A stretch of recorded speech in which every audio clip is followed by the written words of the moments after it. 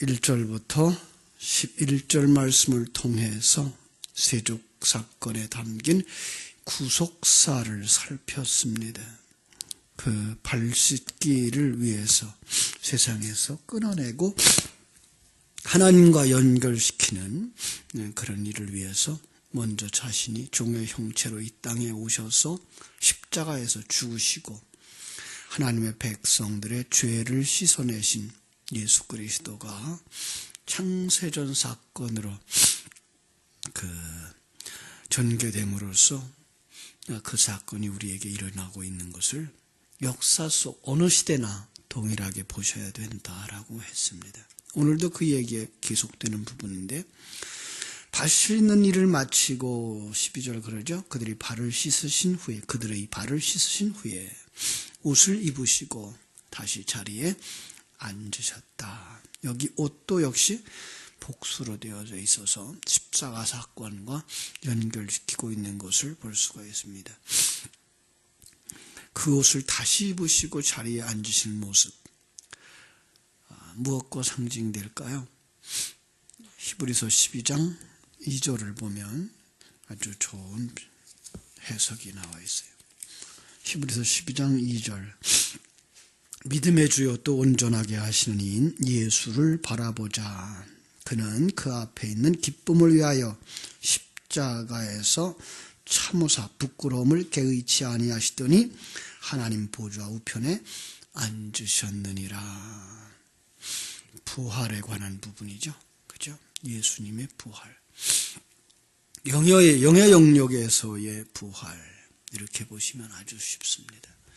우리가 성경에 나오는 낱말들을 잘 풀어야 되는데, 죽는다고 하는 말을 할 때에 고린도전서에서 말한 것처럼 육으로는 죽음을 당하시고 할 때 시간과 공간 속에 있는 세상에서는 죽으시고 라는 표현으로 보면 좋고, 영으로는 살리심을 입었으니 할 때는 영의 영역에서 이제 부활하셨으니, 영의 영역으로 돌아가셨으니 라는 부분으로 보면 좋겠고요. 그것이 바로 하나님의 영광으로서의 복귀다.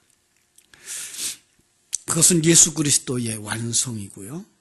그것이 오늘 13장 2절에서 암시되어졌던 것이죠. 그죠? 바로 마귀가 벌써 시몬의 아들 가룟 유다의 마음에 예수 팔려는 생각을 넣었다라고 얘기를 하는 거예요. 그죠? 그것이 확실하게 완성되는 것처럼 이제 오늘 37절은 또 이야기하고 있는 것을 우리가 보게 됩니다.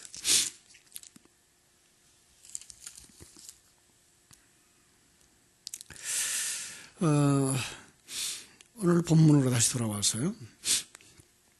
우리도 부활의 완성으로, 예수 그리스도처럼 우리도 부활의 완성으로 하나님 앞에 돌아갈 것을 이렇게 14절에서 암시해 준다고 보셔야 될 겁니다.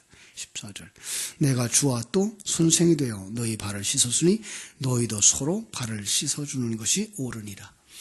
문자적으로 한번 보면 세숫대에 갖다 놓고 이제 앞에 있는 사람 발 씻어줘야죠. 근데 그 부분이 아니고 바로 그것이 전체 성경 속에 나와 있는 신발을 벗기는 사건, 거기에서 남을 신발 벗기기 위해서 뭐 해야 된다고요? 내가 종의 자리로 내려가야 되는 그런 부분이죠. 예수님은 자신의 삶과 똑같은 삶을 우리에게 요구하고 있는 것을 보게 됩니다. 그러면 13절부터 16절 다시 읽어드릴게요. 13절, 너희가 나를 선생이라 또는 주라 하니 너의 말이 옳도다. 내가 그러하다. 내가 주와 또는 선생이 되어 너희 발을 씻었으니 너희도 서로 발을 씻어주는 것이 옳으니라. 내가 너희에게 행한 것 같이 너희도 행하게 하려 하여 본을 보였노라. 내가 진실로 너희에게 이르노니 종이 주인보다 크지 못하고 보냄을 받은 자가 보낸 자보다 크지 못하다. 이렇게 말씀하는 것을 봅니다. 내가 너희에게 보여준 대로 너희도 행하라. 십자가의 삶인 것이죠. 그것을 우리가 주님의 부르심을 받았던 제자들에게 하셨던 말씀, 마태복음 16장 24절로 보면 누구든지 나를 따라오려거든 자기를 부인하고 자기 십자가를 지고 나를 좇을 것이니라 하시는 말씀 그대로 들으시면 되는 겁니다. 주님을 쫓기 위해서 자기 십자가를 지라는 겁니다. 목적이 무엇이라고요? 자기를 부인하는 것. 그죠? 자기 부인하는 것이 뭐예요? 자기의 주권을 내려놓는 것. 왜 주권을 잠깐만 내려놓으라고 그러죠? 타락하는 인간들. 그 타락하는 인간들이 뭐예요? 자기가 왕 되려고 하는 자리에 올라간 자들. 자기가 주인 되려고 하는 자리에 올라간 자들. 그걸 갖다가 선악과 먹은 자들이라고 말하는 것이기 때문에 그렇습니다. 내가 행한 것을 본받아 행하라 그러면서 하는 말씀 16절. 종이 상전보다 크지 못하다 그래요. 그죠? 종이 주인보다 크지 못하고 보냄을 받은 자가 보낸 자보다 크지 못하다라는 말을 써요. 무슨 뜻일까요?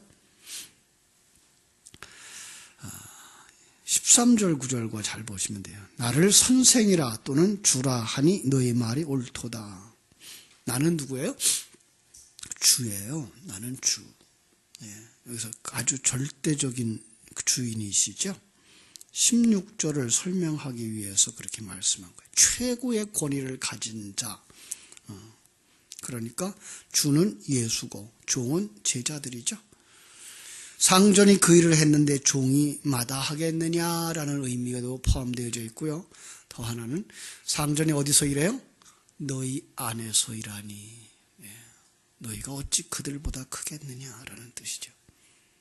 너희 안에 계신 자 그보다 우리가 클 수가 없죠. 우리는 거기서 없는 자예요. 그리고 그분이 일하시는 자예요. 작다라고 하는 표현을 쓸 때에 성경은 없다라는 그런 의미로 표현을 해요. 믿음이 적은 자들이라는 말을 할 때 바로 우리는 뭐한다? 믿음이 없는 자들이다라는 그런 의미로 성경 속에 작다, 크다라고 하는 말을 쓰고 크다는 말은 천국에 관한 의미를 쓰고 있어요. 그래서 더 큰 일을 하리라라고 할 때에도 어떤 것 비교급으로서의 더 큰 일이 아니라 구원의 일, 하늘나라의 일을 하게 되리라라고 하는 얘기를 할 때 더 큰 일을 하리라라고 말하고 있는 것을 우리가 기억하면서 여기서 너희는 작은 자, 없는 자고 주인이 큰 자다라고 말할 때 주인이 일을 하는 자다라는 말을 여기서 보셔야 되는 겁니다. 그렇습니다. 그러면서 18절 내가 너희를 모두를 가리켜 말하는 것이 아니라 내가 나의 택한 자들이 누구인지 알미라. 그러나 내 떡을 먹는 자가 내게 발꿈치 들었다 한 성경을 응하게 하려는 것이니라. 우리 주님은 여기서 우리에게 아주 굉장히 중요한 얘기를 하고 있는 것을 볼 수가 있습니다. 우리 모두는 어떤 사람들이라고요? 모두는 발꿈치를 드는 자들. 하나님을 향해서 반역하는 자들, 주인에 대하여 반역하는 자들이라고 하는 것을 볼 수가 있습니다. 그래서 우리 하나님께서 우리에게 그걸 너희가 알아라 라고 말씀하는 것입니다. 아버지가 그래서 주님은 이렇게 말씀하죠. 아버지가 나를 보내신 것 같이 나도 너희를 보내노라 라고 말씀을 하는 것입니다. 그렇죠? 하나님이 예수 그리스도를 시간과 공간 세계 속에 보냈어요. 왜? 죽음으로 율법의 요구를 깨닫게 하시고 완성하시고 하나님의 은혜를 증거하고 돌아오라고. 그렇다면 제자들의 삶도 역시 그러하다는 얘기죠. 제자들의 삶도 똑같습니다. 그것이 사도행전 1장 8절의 요구로 말하면 증인이 되리라 라고 하는 증인의 역할을 해야 되는 것이고 마태복음 28장 18절로 20절에서는 바로 세례 주는 삶으로 연결되어지는 것입니다. 자, 증인의 삶, 세례 주는 삶은 어떻게 살아야 된다고요? 내가 십자가에서 죽음으로 말미암아서 십자가에서 죽고 산 자로서의 증인입니다. 그것을 다른 사람이 따라할 수 있게 하는 것이 세례를 주는 것입니다. 그러니까 세례를 준다. 똑같이 그냥 글자만 보면 뭐 해야 돼요? 우리가 그럼 세례 줘야 되는구나. 모든 사람이 세례를 주는 자들이죠. 그런데 여기서는 그걸 갖다가 예수님의 십자가의 죽음과 연결시켜서 바로 성도들은 그 십자가의 죽음을 통해서 그리스도의 향기를 드러내므로 다른 사람을 살리는 그 일을 감당할 수 있어야 된다고 하는 얘기인 것입니다. 그 삶으로 말미암아서 뭐 한다고요? 그 삶으로 말미암아서 어떤 사람이 죄 사함을 받는다라는 것입니다. 요한복음 20장으로 한번 가보겠습니다. 요한복음 20장 조금 뒤로 가시면 20장 21절 예수께서 또 이르시되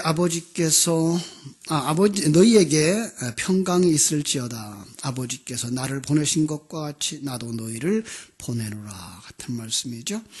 이 말씀을 하시고 그들을 향하여 숨을 내쉬며 이르시되 성령을 받으라. 너희가 누구의 죄든지 사하면 사하여질 것이요 누구의 죄든지 그대로 두면 그대로 있으리라 하시니라.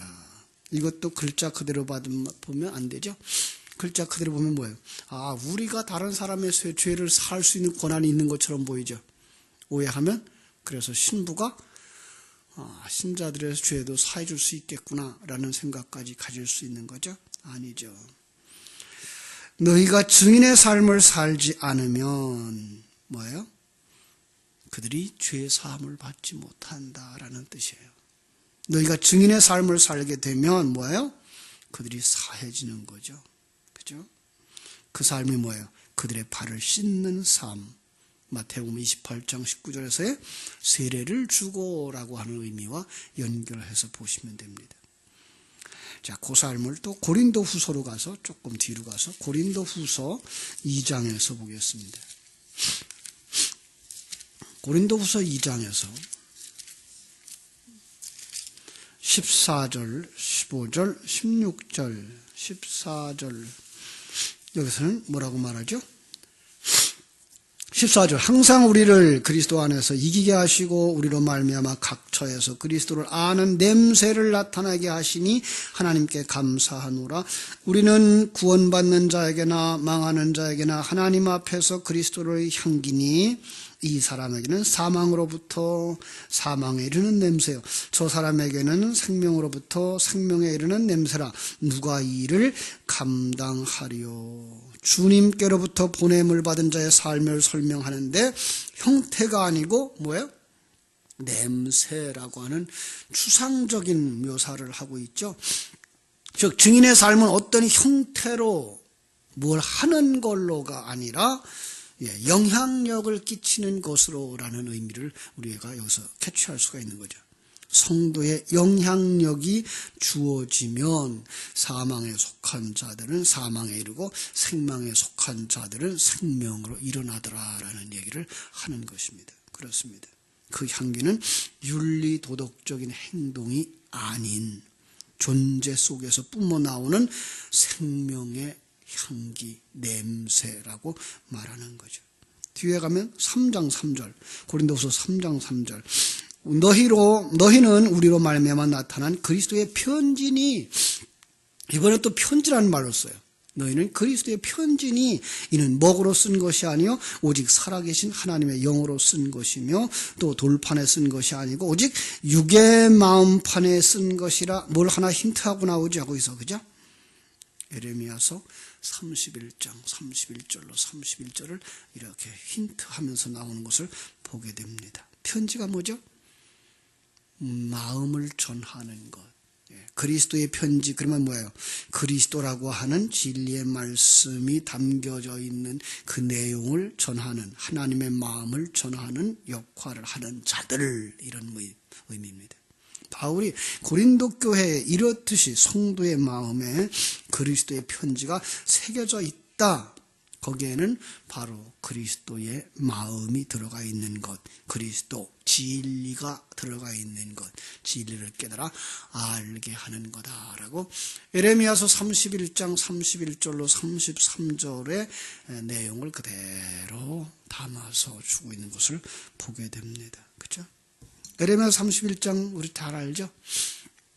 거기는 말씀을 우리의 마음판에 새긴다 그랬습니다. 그렇지 않으면 우리는 안 변해요.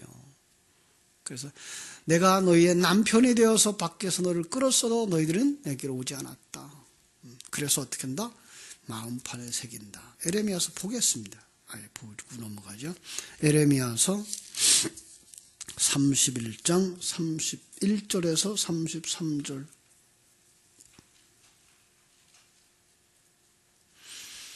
여호와의 말씀이니라. 보라, 날이 이르리니 내가 이스라엘 집과 유다 집에 새 언약을 맺으리라. 이 언약은 내가 그들의 조상들의 손을 잡고 애굽 땅에서 인도하여 내던 날에 맺은 것과 같지 아니할 것은 내가 그들의 남편이 되었어도 그들이 내 언약을 깨뜨렸음이라.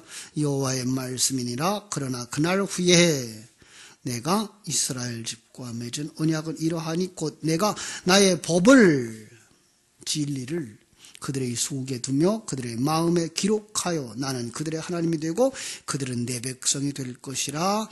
여호와의 말씀이니라. 그날 후에 언제요? 성령이 임하시면, 그죠?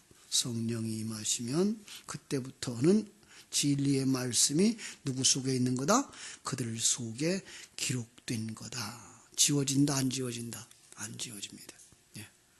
바로 우리가 이 진리의 말씀 속에 굳게 사로잡혀서 살아가게 될 때 그걸 갖다가 그리스도의 편지라는 말을 쓰고 고린도후서 5장 17절에서는 새로운 피조물이라고 말하는 것이고, 아까 보았던 고린도후서 3장 3절에서는 그리스도의 향기라고 말하는 것을 우리가 알게 됩니다. 그렇죠? 그리스도라는 그릇에 담긴 내용이 오늘 우리들을 통해서 살아나지는 겁니다. 그것이 바로 그리스도라고 하는 진리를 담았던 예수가 살았던 삶을 우리가 살아내게 된다라는 얘기입니다. 이처럼 성경은 문자에 묶여있지 않고 문자를 그릇으로 삼아서 그 문자 속에 진리를 듬뿍 담아 우리에게 주셨어요. 생명 있는 자만 볼 수 있고 먹을 수 있고 눈이 열린 자만 볼 수가 있는 거죠. 그렇죠? 그것이 뭐예요? 그러한 그리스도인의 삶이 발 씻기는 삶이다라는 거예요. 그러니까 성도들에게 있어서는 예수님처럼 살아갈 수밖에 없어요. 왜? 예수님도 그 안에 그리스도라고 하는 진리가 담겨져서 그를 끌고 갔거든요. 오늘 우리들도 그 안에 그리스도의 편지라고 하는 것이 새겨졌어요. 그리스도가 담겨져 있는 거예요. 그럼 그 삶이 나오는 거예요. 왜요? 오늘 아까 앞에서 읽었죠. 그죠? 보내신 자가 보내심을 받은 자보다 크다. 그 안에서 일한다. 그러니까 그 안에 누가 있어요? 진리가 있어요. 그리스도의 영이 계시고 진리가 계시고 하나님이 계셔요. 그분이 여러분들을 이끌어가는 삶, 그게 뭐예요? 발 씻김을 받는 삶, 그리고 남을 발 씻는 삶, 그리고 세례 주는 삶. 그죠? 그것은 내 열심히 만들어내는 것 아니고 하나님이 만들어내는 거라, 이런 말을 쓰죠. 왜? 진리와 생명의 말씀에 의해서 우리가 만들어져 가고 있기 때문에요. 그죠? 그럼 증인이 되리라라고 하는 말은 하나님의 아주 강한 의지의 표현이죠. 내가 하고 말 거다라는 거. 오늘 여기도 마찬가지예요. 나처럼 내가 너희들을 보내노니 내가 행한 것처럼 너희도 행하라라는 말은 내가 너희들을 그렇게 하고야 말 거예요. 진리와 생명의 말씀이 여러분들을 그렇게 살게 해 주실 줄로 믿습니다. 그 사람만 생명 있는 사람이에요. 근데 그 사람의 삶이 어떻게 살았는가? 우리 잘 아는 빌립보서 2장으로 갑니다. 예수님이 사셨던 그 삶인데 빌립보서 2장 6절부터 보겠습니다. 5절부터 볼게요. 너희 안에 이 마음을 품으라고 그리스도 예수의 마음이니 그는 근본 하나님의 본체시나 하나님과 동등됨을 취할 것으로 여기지 아니하시고 오히려 자기를 비워 종의 형체를 가지사 사람들과 같이 되셨고, 그죠? 그렇습니다. 사람의 모양으로 나타나셨지만 자기를 낮추시고 죽기까지 복종하셨으니 곧 십자가에 죽으심이라. 이게 예수님이 이 땅에서 살았던 발 씻는 삶이었어요. 뭐 했다고요? 우리 안에다가 뭐라고 말하는가 하면 너희들도 이 마음을 가져라. 어떤 마음? 예수 그리스도. 그래서 그리스도의 마음, 그리스도 예수의 마음이니 그는 근본 하나님의 본체시나 어떤 때 그분은 온전한 하나님이나 하나님이셔요. 성부도 하나님, 성자도 하나님, 성령도 하나님. 그럼 그 성령이 지금 우리 안에 뭘로 와 계세요? 진리로 와 계셔요. 진리가 곧 하나님을 표현하고 있는 거예요. 그 진리를 가진 자가 하나님과 함께 사는 사람이란 말이에요. 그는 어떻게 살아야 돼요? 자기를 비워, 그죠? 하나님과 동등되지만, 성부와 동등되지만의 의미예요. 성부와 완전히 동등하지만, 자기를 비워. 아주 좋은 말씀 여기 있죠? 자기를 비워. 빈 그릇, 유리 그릇, 제가 늘 쓰는 말이죠. 그래가지고 그 빈 그릇의 의미가 뭐다? 종의 형체를 가져. 로마인들에게 있어서 종의 형체가 뭐예요? 주권을 완전히 잃어버린, 완전히 내려놓은 주인이 살라 그러면 살고 죽으라면 죽고 동으로 가라면 동으로 가고 서로 가라면 서로 가는 완전히 순종하는 그 삶, 그게 종이란 말이에요. 근데 그거 어떻게 했다고요? 사람의 모양으로 나타났고 그것을 죽기까지 복종했다. 그 삶이 뭐였다? 십자가의 삶이었다. 이렇게 말하는 거예요. 그렇습니다. 주님께서 하나님의 편지예요. 오늘 우리가 하나님의 편지라면 그 주님과 똑같은 삶을 살 수밖에 없는 거죠. 그런데 세상은 타락한 후에 자기가 주인 되어졌어요. 자기가 왕이 되어졌어요. 그래서 자기가 모든 걸 판단하고 그 속에서 살려고 하는 거죠. 그래서 주먹을 쥐고서 나를 믿으라 그러고 천상천하 유아독존이라고 말하고 그죠? 그래서 자기가 제일이라고 해주면 기분이 좋아. 나 잘났음으로 인해서 살아요. 이게 세상이에요. 그러니까 이 세상 속에서의 성도의 삶이라고 하는 건 참 어렵고 힘든 삶이에요. 그래서 우리 힘으로는 도저히 안 돼요. 그러니까 누가 오셔요? 성령이 오셔요. 진리의 말씀이 오셔요. 진리의 말씀이 우리 속에서 계속 일하셔요. 그걸 우리가 뭐 한다 그래요? 이 말씀을 묵상하는 삶이라고 그러고요. 되새김질하는 삶이라고 그러는 거죠. 그때 그 말씀이 생명이 가지고 그 말씀이 우리를 이끌어가요. 그걸 우리 마음의 신비에 새겼다라고 하는 말로 쓰는 거죠. 그죠? 예수님은 바로 그런 삶을 사셨고 그것을 우리에게 허락하시면서 우리도 그렇게 살아야 될 거야 라고 말씀하시는 거예요.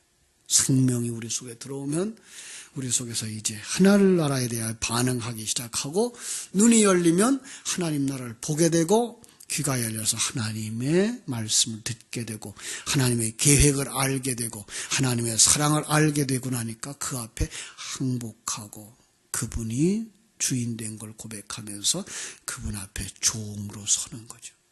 이것이 발씻김 당한 자. 그는 또다시 다른 사람들 앞에서 그 삶을 살아 다른 사람의 발을 씻어주는 자의 삶을 살아야 되는 거예요. 예. 그냥 결국은 이 세상 사람들이 말하고 있는 윤리, 도덕 그런 착한 삶과는 의미와 차원이 완전히 다른 거예요. 물론 그들 속에서 윤리, 도덕적 착한 삶이 나와요. 그런데 그건 세상 사람들이 생각하고는 착한 삶과는 전혀 다른 거죠. 세상 사람들의 착한 삶이라고 하는 건 뭐예요? 그 삶을 통해서 자기가 그 결과를 얻어가죠. 가치를 얻어가는 거죠. 예. 그러니까 무소유를 가지고서 자기가 드러나는 거예요. 이것이에요. 그런데 우리 성경 속에서 말하는 건 내가 많이 가져도 내 안에 누가 나와요? 하나님이 나오고, 예. 내가 가지지 않았어도 내 안에서 하나님이 나오는. 성공했어도 하나님이 나오고, 아, 이거 하나님의 것이야. 하나님이 뭔가에 쓰시려고 내게 주신 거야. 하나님이 뭔가 쓰시려고 내게 이런 재능도 주셨고, 주셨고 이런 은사도 주셨고 이런 물질도 주셨어라고 깨달아 알고 그걸 사용하고도 자기 자랑스러워하지 아니하고 그저 감사할 뿐, 바로 그 삶을 살아가는 것이죠. 그걸 갖다 그리스도의 향기라. 그죠? 이럴 수 있어요. 재산이 많은 자가, 지위가 높았던 자가 하루아침에 망할 수도 있고, 그죠? 그죠? 병들 수도 있죠. 그때에 세상 믿을 거, 의지할 것 없구나. 오직 하나님밖에 없구나. 이것이 바로 발씻음을 당한 것이죠. 그것이 또 그리스도의 향기라 그러는 거예요. 자, 어렵죠? 그런데 그 가운데서도 뭐 하더라? 넘어지지 않더라. 예, 그 가운데서도 시간과 공간의 삶을 초연한 삶을 살더라. 예, 왜? 하나님의 뜻이 계셔서 가져가셨겠지. 이 삶을 통해서 누군가가 살아나게 하시기 위해서 일을 하셨겠지라는 믿음으로 가요. 왜? 하나님이 전능자인 것을 믿는 사람이니까. 그가 역사를 움직여가는 분인 줄 믿는 자니까. 그가 내 생애를 책임지시고 나를 만들어 가시는 분인 것을 나는 너무나 믿으니까. 그리고 그분이 나를 사랑한다는 사실을 나는 가슴 깊이 믿으니까. 이게 믿어지냐고요. 이게 우리의 힘으로는 안 믿어진단 말이에요. 하나님께서 우리에게 생명의 말씀을 주시는 거예요. 그 말씀을 들을 수밖에 없는 자리에 있는 자들, 복 있는 자들이에요. 예. 도망갈 수 있으면 그건 복 있는 자가 아니에요. 도망갈 수가 없어요. 도망간들 어디까지 도망가겠어요? 그죠? 가룟 유다는 도망갔어요. 어떻게 도망갔어요? 내가 내 주인으로 삼고. 예수님 팔아먹고서 뭐예요? 내가 죄를 지었으니까 난 죽겠다 그러고 죽어버리는. 잘한 것 같으죠? 그게 못난이라니까요. 그건 아직도 내 생명의 주인은 나일 수 있다라는 생각을 가지고 자기가 자기 생명을 끊을 수 있는 거죠. 근데 베드로의 고백을 우리가 몇 번째 살펴보죠? 베드로는 뭐라고 고백해요? 내가 주를 사랑하는 줄을 주께서 아시나이다. 이런 엉터리 같은 말이 어디 있어요? 지가 사랑하면 사랑하고 사랑하지 못하면 사랑하지 못하는 거지. 그런데 그 마음 속에는 무슨 말이 있어요? 그 말 속에는 무슨 뜻이 있어요? 나는 주를 사랑한다고 하는 것조차도 이제 내 힘으로 할 수 있는 것이 하나도 없음을 고백합니다. 나는 없습니다. 오늘 우리가 거기까지 자라나야 됩니다. 그 사람이 하늘나라에 오른 사람입니다. 그 사람이 하늘나라를 가진 사람입니다. 성경 속의 하늘나라를 이 불교적 사고 속에서의 어떤 시간과 공간이 있는 세계로 생각하면은 안 됩니다. 그건 이 세상에 어떤 것으로도 측량이 안 됩니다. 왜냐하면 시간과 공간이 있는 작은 세계, 조그만 것으로 자기보다 큰 물건을 쌀 수가 없어요. 이해할 수가 없어요. 그래서 세상이 가지고 있는 어떤 지식이나 철학이나 과학이나 그런 것들을 가지고 하늘나라를 논할 것이 아니에요. 그건 논할 수가 있는 게 아니에요. 그래서 하나님의 영역을 영의 영역으로 보셔야지 그 시간과 공간 속에다가 어떤 것이라는 표현으로 가지고 표현하려고 그러면 그건 표현될 수가 없는 것이죠. 그렇죠? 그래서 우리는 어떠한 믿음 속에서 살아가느냐, 어떠한 말씀을 들었냐의 결과예요. 굉장히 중요한 겁니다. 어떤 말씀을 듣는 사람은 어떤 사람이 되는 거예요. 제가 유대인들의 교육을 자주 얘기를 하죠. 신념을 계속해서 들으면 그는 신념의 사람이 되고요. 신념의 사람은 이 세상에 속한 것이기 때문에 이 세상에서 신념에 의한 결과를 본다고요. 그런데 그 신념이 가득 차면 그들은 자기를 비우는 자리에 절대로 못 들어가요. 이게 문제인 거예요. 그게 유대인들이었잖아요.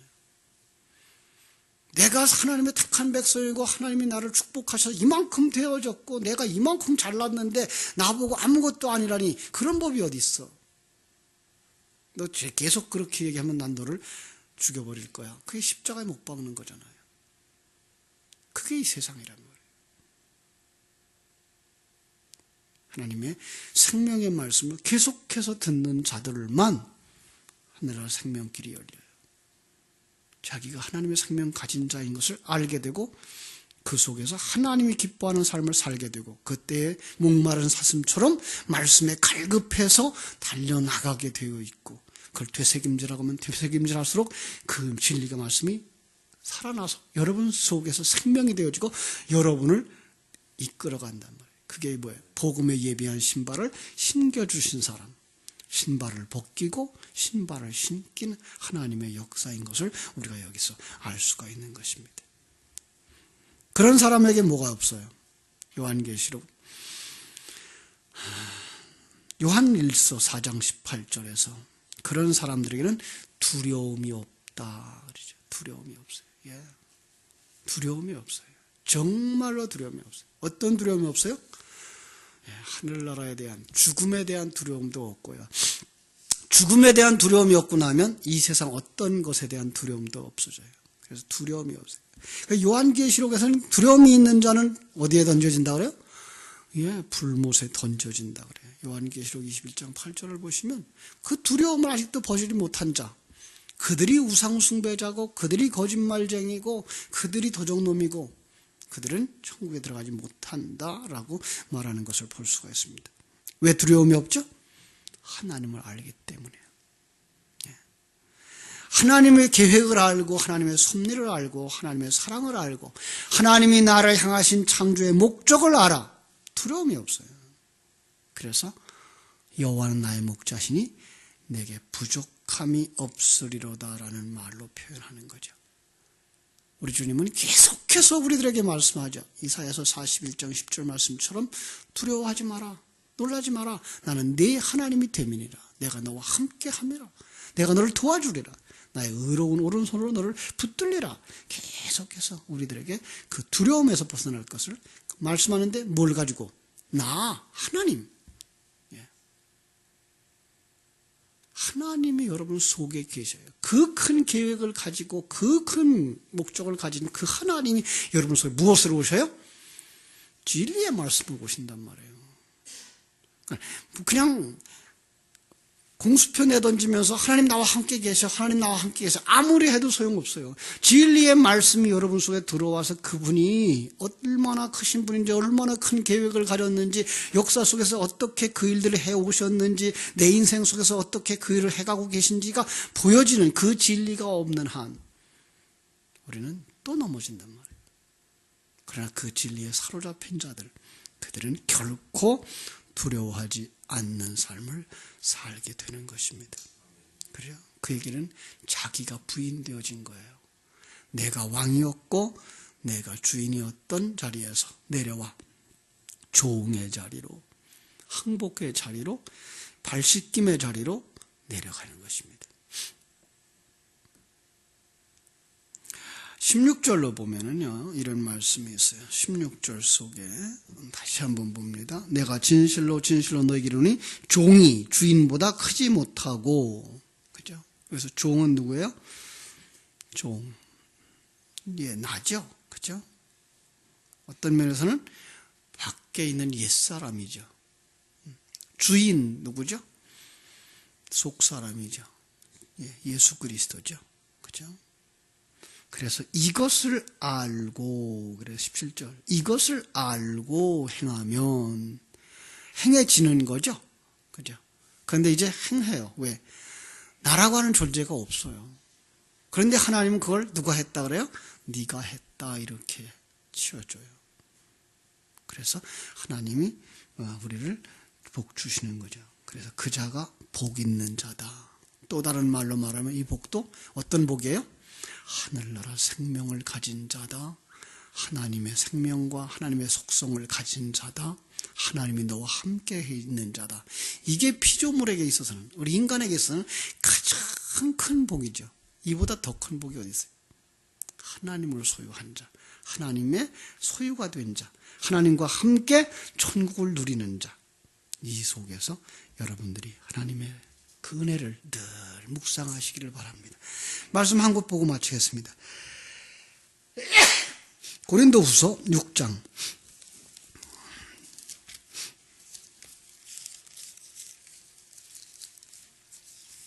4절부터